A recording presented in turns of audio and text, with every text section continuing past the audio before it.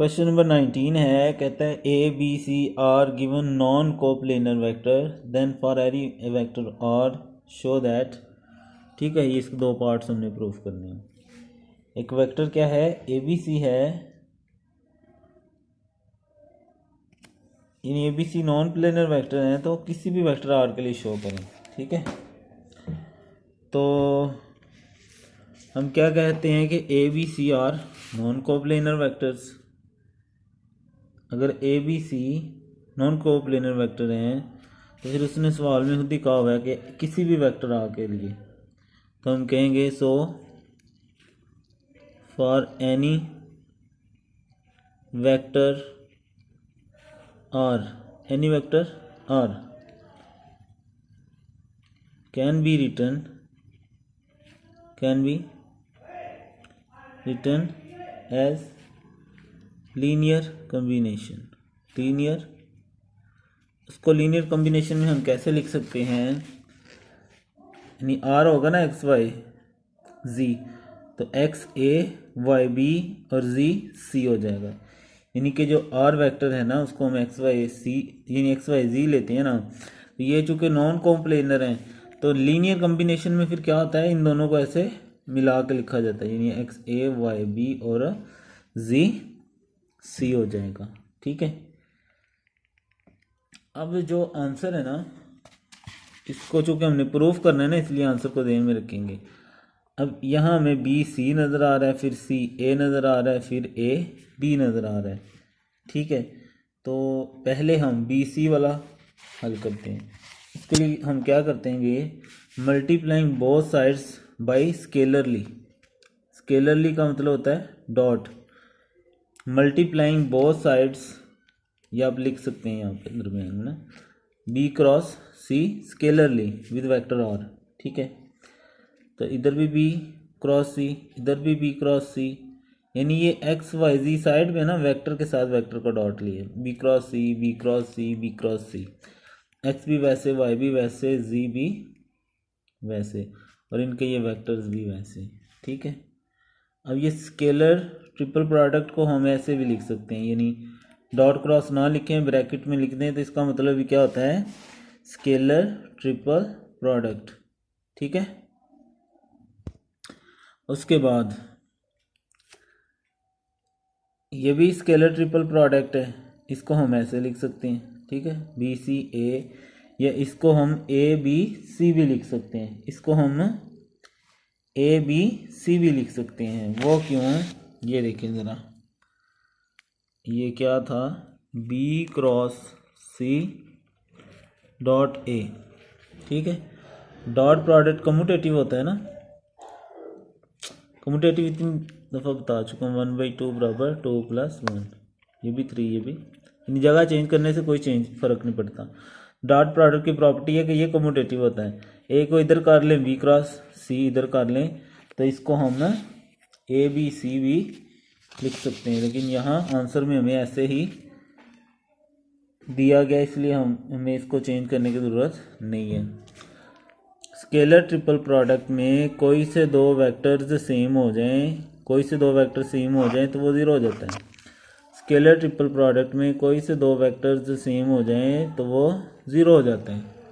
ठीक है, ये इसकी प्रॉपर्टी मैंने बताई थी, इसकी जो शॉर्ट वीडियो बनी थी। ये इधर आके डिवाइड करें तो ये एक्स की वैल्यू आ जाएगी। उसके बाद आर के साथ सी और ए का क्रॉस ले लेते हैं, तो मल्टीप्लाइंग इक्वेशन 1, ये इक्वेशन, इसको अब हम सी क्रॉस ए से मल्टीप्लाई कर देते हैं, इधर भी सी क्रॉस ए से इसके। ठीक है,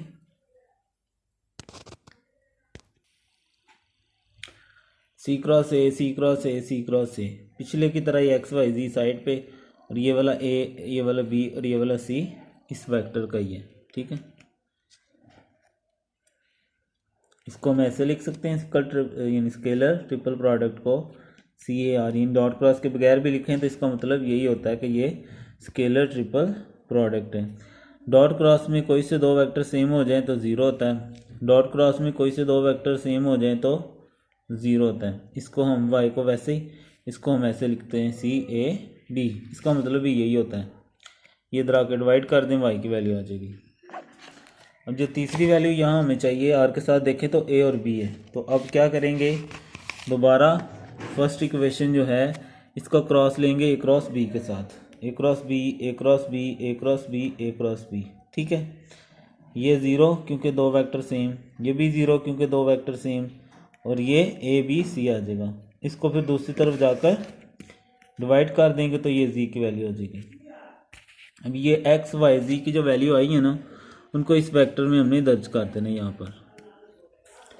पुटिंग 2 3 4, इसको हमने 2 कहा था x वाली को, y वाली को 3 और z वाली को 4 कहा था। ये 2 ये सारी इसके अंदर दर्ज कर दी, तो ये हमारा जो उसने पूछा था ना प्रूफ वो हो गया, ठीक है जी।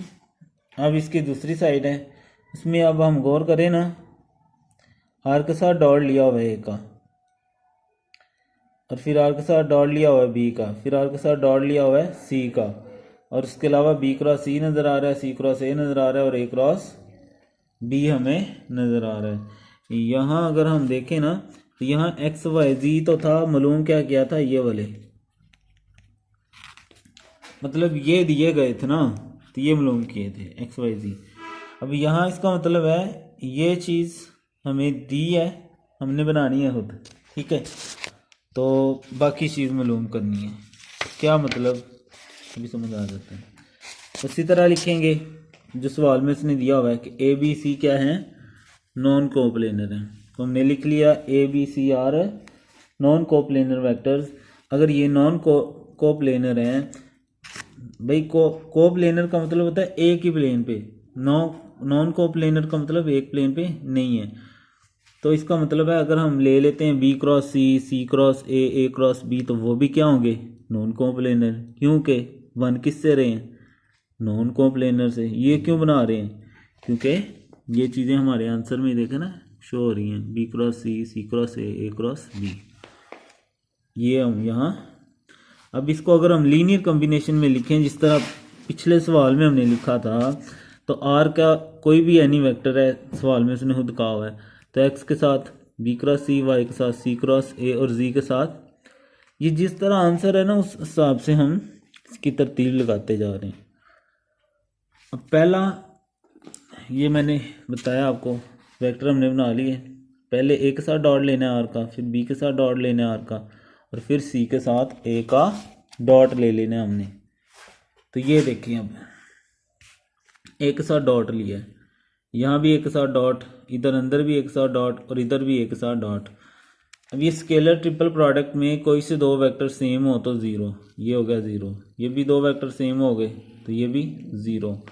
तो इसको हम ऐसे लिख सकते हैं ए बी सी, तो ये इधर आकर डिवाइड हो जाएगा तो एक्स की वैल्यू आ जाएगी। फिर इसी इक्वेशन का इक्वेशन 1 जिसको हमने कहा है, इसका बी के साथ डॉट ले लें, यहाँ भी डॉट, यहाँ भी डॉट, यहाँ भी डॉट, यहाँ भी डॉट, बी डॉट, दो वेक्टर सेम ज़ीरो, दो वेक्टर सेम ज़ीरो, और ये आ जाएगा। इसको हम स्केलर ट्रिपल प्रोडक्ट को, यानी इसको हम ए बी सी भी लिख सकते हैं। कैसे, मैं इधर करके दिखा देता हूँ आपको, क्या है B dot C cross A. अब देखना ज़रा, डॉट और क्रॉस को हम आपस में चेंज कर सकते हैं, क्रॉस को इधर ले आएँ और डॉट को इधर ले जाएं, और फिर कम्यूटेटिव होता है, कम्यूटेटिव में इसको इधर कर सकते हैं और इसको इधर कर सकते हैं, ले जी ये बन गया। इस तरह हम इसको डायरेक्ट भी ए बी सी लिख सकते हैं। अब ये इधर आकर डिवाइड कर दें तो वाई की वैल्यू आ जाएगी। तीसरी जो है वो सी के साथ डॉट लेना इक्वेशन 1 का, तो C dot C dot C dot C dot, तो ये दो वेक्टर सेम होने से ज़ीरो, दो वेक्टर सेम हो गए सी सी ज़ीरो, तो ये आ जाएगा, ठीक है। इसको हम ए बी सी भी लिख सकते हैं, ये इधर आकर डिवाइड हो जाएगी और फिर हम इसको इक्वेशन में दर्ज कर देंगे। किस इक्वेशन में, यहाँ, यानी एक्स वाई जी की वैल्यू इस इक्वेशन 1 में दर्ज कर देंगे, तो ये हमारे पास आ जाएगा। अब नीचे अगर हम गौर करें तो ए बी सी कॉमन आ रहा है, तो बाकी सारा लिख दें ये वाला, तो यही हमारा प्रूफ है जी, ठीक है। तो इन वीडियोस के भाई लास्ट पे ना कुछ मैंने, आपने सिर्फ ये नहीं ध्यान रखना कि ये जो मशकी सवालात हैं वो हैं, इसके बाद ना कुछ पास पेपर के क्वेश्चंस भी हैं जो कि बुक में नहीं है, तो आपने वो वाली वीडियोस भी देखनी है जिनमें क्या होंगे पास पेपर्स की वीडियोस हैं। और वीडियो के नीचे ना कमेंट्स भी करते हैं भाई, अच्छा लगता है, पता नहीं। ठीक है, तो कोशिश किया करें जो लोग लाइव देख रहे हैं ना, तो वो कमेंट्स लाजमी किया करें भाई। ठीक है, ओके, अल्लाह हाफिज़।